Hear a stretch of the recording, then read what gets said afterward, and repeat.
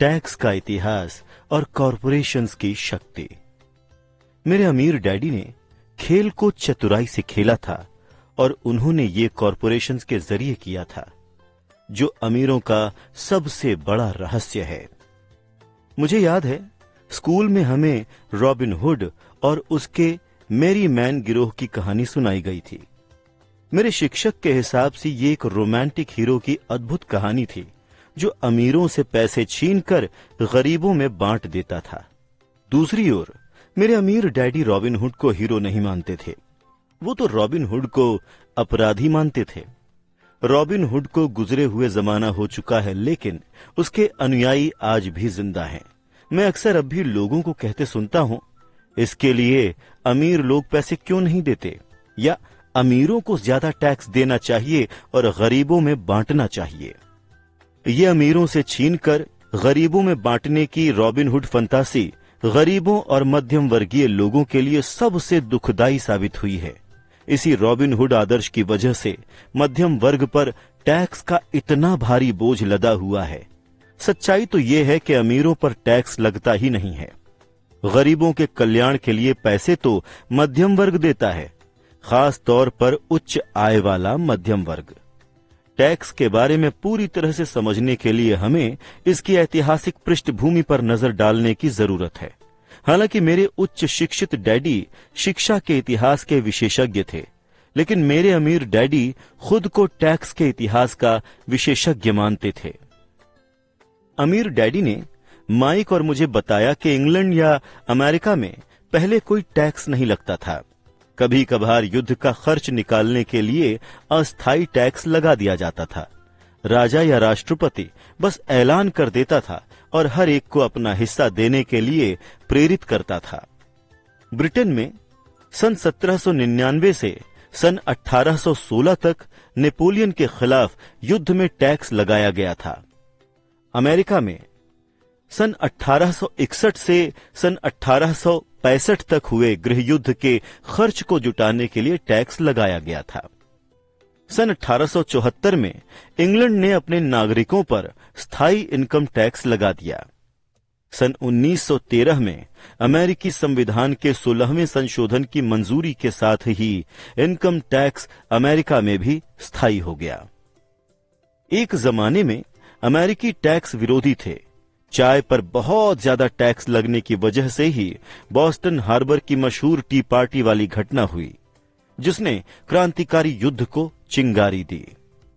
नियमित income tax का विचार जनता के गले उतारने में इंग्लैंड और अमेरिका दोनों को ही लगभग 50 साल का समय लग गया। उन ऐतिहासिक तारीखों से हमें यह पता नहीं चलता कि ये दोनों टैक्स शुरुआत में सिर्फ अमीरों पर लगाए गए थे। अमीर डैडी चाहते थे कि माइक और मैं ये बात कभी ना भूलें। उन्होंने समझाया कि टैक्स का विचार इसलिए लोकप्रिय हुआ और बहुसंख्यक लोगों ने उसे सिर्फ इसलिए स्वीकार किया क्योंकि गरीबों और मध्यम वर्गीय लोगों को यह बताया गया कि टैक्स सिर्फ अमीरों को सजा देने के लिए लगाए जा रहे हैं। इसी कारण जनता ने कानून के समर्थन में वोट दिया और ये संवैधानिक रूप से कानून बन गया। हालांकि इसका इरादा अमीरों को सजा देना था, लेकिन अंततः ये उन्हीं लोगों के लिए सजा बन गया जिन्होंने इसके समर्थन में वोट दिया था, गरीब और मध्यम वर्ग। एक बार जब सरकार ने पैसे का स्वाद चख लिया तो इसकी भूख बढ़ती गई। अमीर डैडी ने कहा, तुम्हारे डैडी और मैं पूरी तरह विरोध में हैं। वो सरकारी अफसर हैं और मैं पूंजीपति हूं। हमें विपरीत व्यवहार के कारण पैसे मिलते हैं और हमारी सफलता को तौलने के तराजू भी अलग अलग हैं। उन्हें पैसे खर्च करने और लोगों को नौकरी देने के लिए पैसे मिलते हैं। वो जितना ज्यादा खर्च करते हैं और जितने ज्यादा लोगों को नौकरी देते हैं, उनका संगठन उतना ही ज्यादा बड़ा बनता है। सरकार में बड़े संगठन को सम्मान दिया जाता है। दूसरी ओर अपनी कंपनी में मैं जितने कम लोगों को नियुक्त करता हूं और जितने कम पैसे खर्च करता हूं, मेरे निवेशक मेरा उतना ही ज्यादा सम्मान करते हैं। इसीलिए मैं सरकारी लोगों को पसंद नहीं करता। प्रायः उनके लक्ष्य कारोबारी लोगों से भिन्न होते हैं। जब सरकार में कर्मचारियों की संख्या बढ़ती है तो उन्हें तनख्वाह देने के लिए पहले से ज्यादा टैक्स डॉलर्स की जरूरत होती है। मेरे शिक्षित डैडी सचमुच मानते थे कि सरकार को लोगों की मदद करनी चाहिए। उन्हें जॉन एफ कैनेडी बहुत पसंद थे, खास तौर पर पीस कॉप का विचार। वो इस विचार को इतना ज्यादा पसंद करते थे कि वो और मेरी मां दोनों ही पीस कॉप के लिए काम करते थे तथा मलेशिया, थाईलैंड और फिलीपींस जाने वाले स्वयं सेवकों को प्रशिक्षित करते थे। वो हमेशा अतिरिक्त अनुदानों और बजट बढ़वाने की कोशिश करते थे ताकि वो अधिक लोगों को नियुक्त कर सकें, शिक्षा विभाग की नौकरी में भी और पीस कॉप में भी। जब मैं 10 साल का था तभी से अमीर डैडी मुझसे कहते आ रहे थे कि सरकारी कर्मचारी आलसी चोरों का गिरोह है। लगभग तभी से मेरे गरीब डैडी मुझसे कहते आ रहे थे कि अमीर लोग लालची और बदमाश होते हैं जिन्हें सरकार को ज्यादा पैसा देना चाहिए। दोनों ही विचारों के पक्ष में उपयुक्त तर्क दिए जा सकते थे। मेरे लिए ये बहुत मुश्किल था कि शहर के बहुत बड़े पूंजीपति के लिए काम करने के बाद एक ऐसे पिता के पास लौटूं जो एक शीर्ष सरकारी अफसर थे। ये तय करना आसान नहीं था कि किस डैडी की बात पर यकीन किया जाए। लेकिन जब आप टैक्स के इतिहास का अध्ययन करते हैं तो एक दिलचस्प पहलू सामने आता है। जैसा मैंने कहा था, टैक्स सिर्फ इसलिए लागू हो पाए क्योंकि जनता अर्थशास्त्र के रॉबिन हुड सिद्धांत में यकीन करती थी। अमीरों से छीनो और बाकी सब में बांट दो। समस्या ये थी कि सरकार की पैसे की भूख इतनी बढ़ गई थी कि जल्द ही मध्यम वर्ग पर भी टैक्स लगाने की नौबत आ गई और वहां से ये नीचे खिसकने लगे। दूसरी तरफ अमीरों ने इसे एक अवसर के रूप में देखा क्योंकि वो उन्हीं नियमों के हिसाब से नहीं खेलते हैं जिनसे जनता खेलती है। अमीर लोग कॉरपोरेशंस के बारे में जानते थे जो समुद्री जहाजों के दिनों में लोकप्रिय थे। अमीर लोग हर समुद्री यात्रा में संपत्ति के अपने जोखिम को सीमित करने के लिए कॉरपोरेशंस का उपयोग करते थे। हर समुद्री यात्रा के लिए अमीर लोग अपना पैसा एक कॉरपोरेशन में डाल देते थे। फिर कॉरपोरेशन खजाने की तलाश में नए संसार की यात्रा करने के लिए जहाजियों को नियुक्त करते थे। अगर जहाज डूब जाता था तो जहाजियों की जान चली जाती थी, लेकिन अमीरों को सिर्फ उतने ही पैसे का नुकसान होता था जितना उन्होंने उस खास समुद्री यात्रा में निवेश किया था। अब ये रेखा चित्र दर्शाता है कि कॉरपोरेट तंत्र किस प्रकार आपके व्यक्तिगत इनकम स्टेटमेंट और बैलेंस शीट के बाहर रहता है। कानूनी कॉरपोरेट तंत्र के ज्ञान की बदौलत अमीर लोग दरअसल गरीबों व मध्य वर्ग से बहुत अधिक लाभप्रद स्थिति में रहते हैं।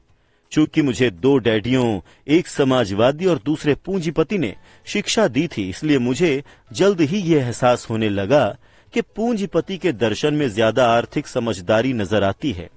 मुझे ऐसा लगा कि वित्तीय शिक्षा की कमी के चलते समाजवादी अंततः खुद को ही सजा देते हैं। चाहे अमीरों से छीन लो के नारे लगाने वाली भीड़ कितने भी जतन कर ले, अमीर लोग हमेशा उसे हराने का कोई न कोई तरीका खोज लेते थे। इसी कारण मध्यम वर्ग पर टैक्स लगे।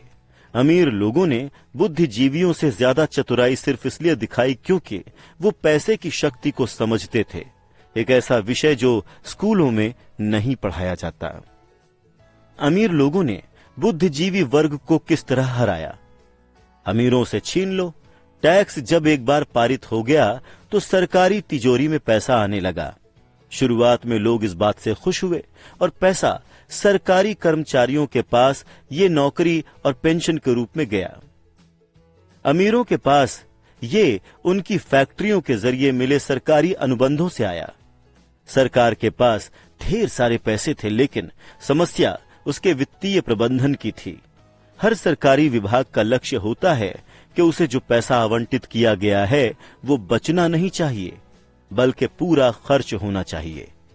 अगर आप अपनी आवंटित राशि खर्च नहीं कर पाते हैं तो अगले बजट में इसके कम होने का जोखिम रहता है। ऐसा होने पर आपको निश्चित रूप से कार्यकुशल नहीं माना जाता। दूसरी ओर पैसे बचाने के लिए कारोबारी लोगों को पुरस्कृत किया जाता है और उनकी कार्यकुशलता की प्रशंसा की जाती है।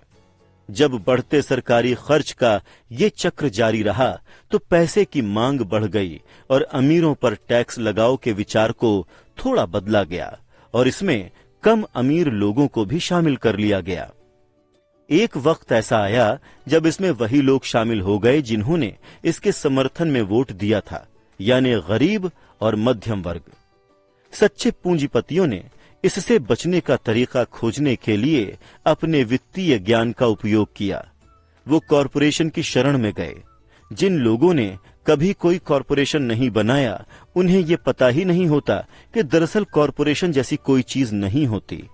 कॉरपोरेशन सिर्फ एक फाइल फोल्डर है जिसमें कुछ कानूनी दस्तावेज रहते हैं जो किसी वकील के ऑफिस में रखा रहता है और राज्य सरकार की किसी एजेंसी में पंजीकृत होता है। ये कोई बड़ी इमारत, फैक्ट्री या लोगों का समूह नहीं होता। कॉरपोरेशन सिर्फ एक कानूनी दस्तावेज जो बिना आत्मा वाला एक कानूनी शरीर बनाता है। इसका उपयोग करने से अमीरों की दौलत एक बार फिर सुरक्षित हो गई। कॉरपोरेशन इसलिए लोकप्रिय हुआ क्योंकि कॉरपोरेशन की इनकम टैक्स दर व्यक्तिगत इनकम टैक्स दरों से कम होती है। इसके अलावा कॉरपोरेशन को टैक्स चुकाने से पहले कुछ खर्च करने की अनुमति होती है। अमीरों और गरीबों के बीच की ये लड़ाई सदियों से चली आ रही है। जब भी और जहां भी कानून बनाए जाते हैं, ये युद्ध लड़ा जाता है और ये अनंत काल तक चलेगा। समस्या ये है कि इसमें जो लोग